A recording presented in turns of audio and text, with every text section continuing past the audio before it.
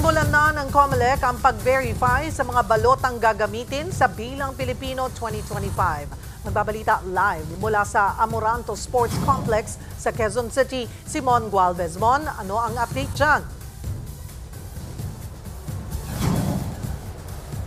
Cheryl, inumpisahan na nga rin gawin yung ballot verification dito sa Amoranto Sports Complex sa Quezon City. Layo nito na lalong mapadali yung proseso ng pagsusuri sa balota na siyang pinakamatagal na parte pagdating sa pag-iimprenta. Pero bago yan, tuloy naman ang mga babala ng COMELEC hinggil sa mga nadidiskubring modus.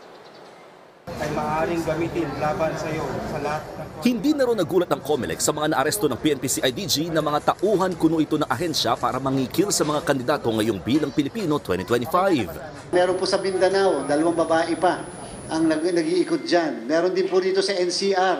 Meron din po dyan sa may bandang area ng Visayas na umiikot. So kung yan ay magkakasama, hindi pa po natin alam. Hindi pa rin daw mawawala yung mga lumang estilo para makapandaya, gaya ng vote buying at negative voting o hindi na pabobotoy ng isang individual at lalagyan na lang ng indelible ink ang daliri para magmukhang nakaboto na. Pero dahil sa bago ang automated counting machines na gagamitin, may bagong modus pang araw silang nadiskubre. Ngayon daw, yung printing ng balota may secret na shade.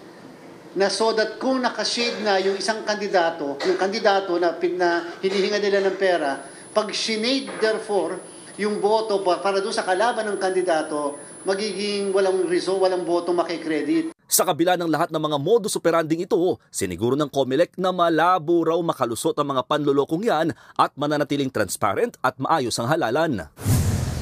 Ginagalang naman doon ng COMELEC ang pag-aaral ng kontradaya na karamihan sa mga party list groups hindi naman marginalize ang kinakatawan. Either sila ay bahagi ng political dynasty, ay may malalaking negosyo, o kaya naman sila po ay may connection sa pulis at saka sa militar.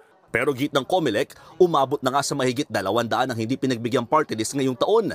Katunayan, pinakamababa sa kasaysayan ng botohan ang naaprobahang 156 party list groups na pwedeng pagpilian sa balota.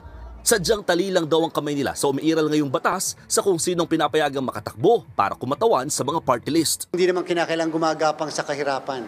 Sapat na lang na may proven advocacy doon sa mismong sektor na kanyang nire-representa. Doon pa lang po, butas yon. Doon pa lang po, naging paraan yan ngayon ng mga makapangyarihan na at may pera na maging miyembro ng Kongreso.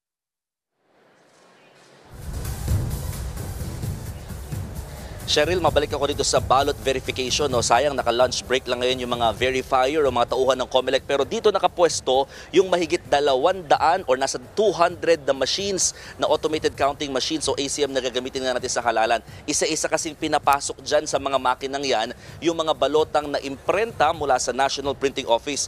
Actually, pwede naman doon na lang gawin yung mismong verification kung good ballots bang may tuturing itong mga balotang na imprenta. Pero masikip kasi sa area, kaya naman kailangan nila na another space. At dito nga sa Amoranto Sports Complex, libreng pinahiram ito para nga dito gawin yung mas matagal na parte ng printing, no, yung verification. Bukod sa naked eye observation or inspection, kung sa titignan kung meron ba mga punit, damage at mga nag-smudge na ink, rejected kaagad yan. Pag nakalusot doon, isasalang na sa makina, no, titignan kung nababasa ba yung mga secret markings at kung meron ba mga error in terms of the printing itself at kung mababasa ba ito mismo ng ACM. Pag hindi rin nakalusot, rejected at kailangan ulit mag-print ng bago ng NPO on certain precinct na naka-assign dito sa mga makina na yan. Cheryl. Maraming salamat, Mon Gualvez.